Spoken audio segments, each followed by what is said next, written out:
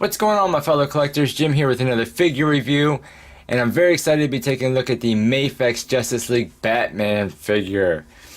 Packaging is what we saw with Superman. It does have the big open window. You basically see everything you get with the figure. It says Justice League. It does have an image of the figure down here. Mafex, this is number 56 Metacom toy. Top of the packaging, you have an actual image of Ben Affleck as Batman. You got Justice League. On the side, you do have an image of the figure, along with Justice League again. Then you got the full body shot on the other side, Justice League. On the back, a couple images of the figure posed up, along with the head sculpts and the accessories and the unreadables. Bottom of the packaging, bunch of unreadables. Very excited. Let's go ahead and crack this bad boy open and take a look at the Justice League Batman figure. Okay, and here is the Batman out of the packaging. And I'm so happy with this figure. I mean, I gotta say, Mafex did a really nice job with the Superman, and I'm even more excited about the Batman. Yeah, I do have a couple of gripes. One of them kind of major, but overall, fantastic Batman. I mean, it blows the SHFiguarts Justice League Batman out of the water. And I mean, I didn't even pick that figure up, so I can't compare it, but I'm sure a lot of you guys have seen the SHFiguarts version. This one blows it out of the water. It comes with a bunch of different accessories. Of course, you get the standard, Mafex stand, like always. Batman comes with a bunch of different hands. I don't know why he always comes with so many hands, but he comes with a loads of different hands. He has the two fists that come on him. He has two other gripping hands, and these seem to work well for the little gas bomb that comes with him. He comes with two kind of trigger finger hands, and these seem to work the best for holding the little kryptonite blaster he was using, whatever this little gun is. And it has some nice detail on it. It's basically just casted in or painted gray, but a nice detail on it. He does come with two other gripping hands. Then he has two kind of closed fists, but you can kind of, squeeze the batarangs in there. He does come with three batarangs. They all look exactly the same, but nice silver color, and you do get a nice, decent sculpt in it. He comes with two kind of wide open hands.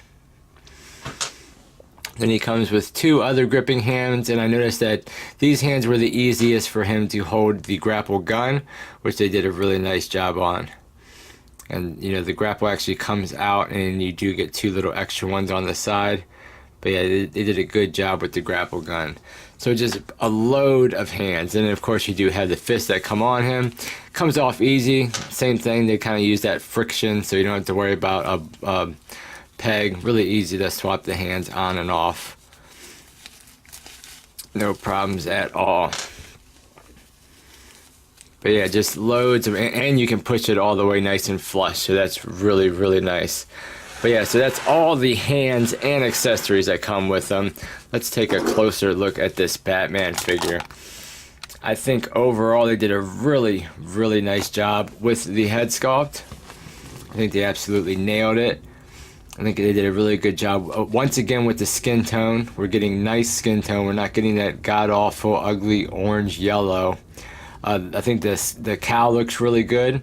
Looks really accurate, just kind of like how it did in the movie. Great profile. I mean, it's got a nice Ben Affleck look to it. The stubble is a little iffy, but I mean, it's not too bad. You really kind of got to get up on it to really see the imperfections. But overall, I think they did a really nice job with this. And then, of course, you have the rest of the suit, which is a little bit reminiscent of the Batman vs. Superman, but it is a little bit bulkier. And of course, we have this kind of different abdomen section because of the different abs that he had in the movie. Arms look good though, nice and buff. Gauntlets look great. Really nice job with the gauntlets. I love the gold, and then they have the wash all over it. The belt looks really good. It is kind of glued on, so it's not floating or anything, but they did a really nice job with the belt. I think it turned out really good with the wash they put all over it and everything. And of course we get all that really nice sculpting detail all throughout, just like we did with the Batman vs. Superman version. The boots look really good. Nice sculpting. And again, we get the kind of brass down here at the toe. Just really, really nice figure all over. Even on the back, again, looks really, really good on the back. Even has some treads on the bottom.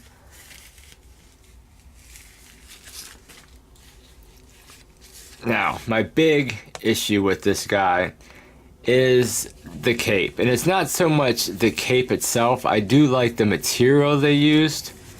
They did kind of use that, like, you know, kind of fake leather, fox leather type thing. And then, of course, we have a nice, you know, material here on the inside. But there's no wire in it. And that really, really just disappoints me because, man, if they would have just added wire, I mean, this would have been the perfect Batman figure. So it's really annoying that they didn't add wire. They did kind of, you know, incorporate some pleats here, so that is a little bit, you know, movie accurate. And it does look decent, kind of hanging off him if you push this back and just kind of have it hanging over his shoulders. It doesn't look too bad. But if you bring it in front, it just looks ridiculous because then it just bunches up like that in the front. So that just looks absolutely horrible. I mean, there's no way to really fix that. It's just always going to kind of bunch up. I mean, you can really kind of pull it forward, but it still just bunches up. So that's really, really disappointing. I mean, it just would have been so much easier. I don't think it would have been that big of a deal for them to add a wire to it, and it just would have just made the figure so much better.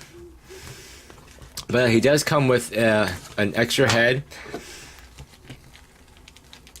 and this head isn't too bad. I mean, you know, he's kind of like growling a little bit. I don't know, it's not my favorite. I definitely prefer the head that comes on him, but it's again done really nice skin tone. You get a little bit of stubble. Eyes are painted well enough inside the cowl there. But I definitely prefer, oh look, now the entire neck's coming off.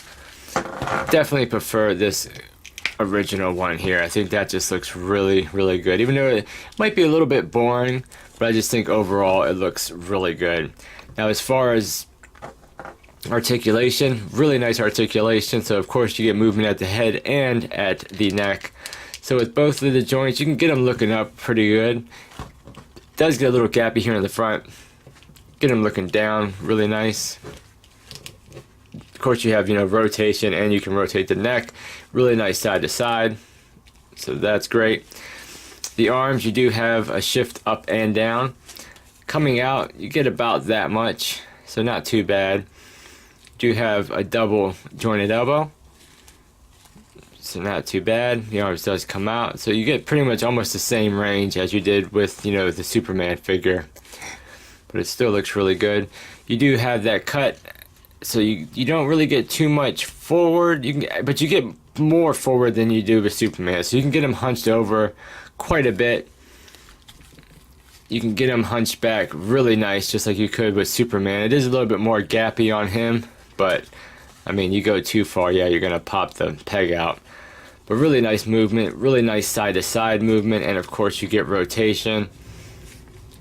The legs, you do get the drop down. They kick forward about that much, kick back about that much. You do have rotation around that joint. You do have double jointed knees. And I will say all the joints are really nice and tight on this guy. I haven't had any issue with anything being loose. And you do have the ball hinge for the foot, so you can bring the foot back, bring it forward. You can kind of manipulate it to get the ankle rocker in there. And of course you do have the toe hinge. It doesn't really go up too much, but I mean, at least it is there. So yeah, I'm really, really impressed with this Batman figure. I think it's great going out. You know, you get decent splits, and of course for the hands, it's basically just, you know, rotation and a little bit of up and down, left and right movement, since it's basically just on the peg. But yeah, I mean, you get really great all-around movement. Yeah, it's pretty easy to pop the torso out as you mess with it, but not that big of a deal. But you can really get him in some pretty awesome Batman poses. Great movement. I just wish he had a wire man, the wire cape just would have made it so much better.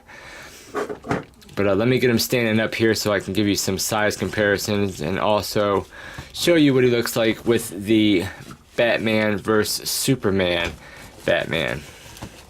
Now you can see that they pretty much stand around the same height, but they definitely made the chest plate much bulkier. So that is cool. This guy does look a little bit more skinny, so I really like how they bulked up this new figure. And as you can see with the paint on the face, you know, you're not getting that like god awful yellow color. So much better skin tone. But yeah, I mean, they gave this Batman a wire cape. I would have been happy with, you know, this same kind of material cape on this Batman, even though I do like the, you know, that kind of leather look to it. But man, just the fact that they did not add the cape is a little disappointing. Now, if you were curious, you can pop the head and neck off and put the Bruce Wayne head on there. So that's cool. So you could even put that, you know, the Bruce Wayne head that we got from the, well, we got this on the, what was it, the Nightmare Batman. So you can put that on this figure. So that is cool. That does work. So you can kind of swap different pieces and play around with them as you wish. But the one thing I will say is it's always like you always gotta line everything up, it seems like, with this guy. But yeah, so that's a comparison with him with the Batman vs. Superman figure, which still I think is a really nice figure. I mean, the joints have gotten a little bit loose on me, so I hope that doesn't happen again, but they pretty much stand around the same height. And here he is with the Mafex Justice League Superman figure. And I think both of these guys together look really good. Now Superman's not standing for me for some reason. Everything's falling all over.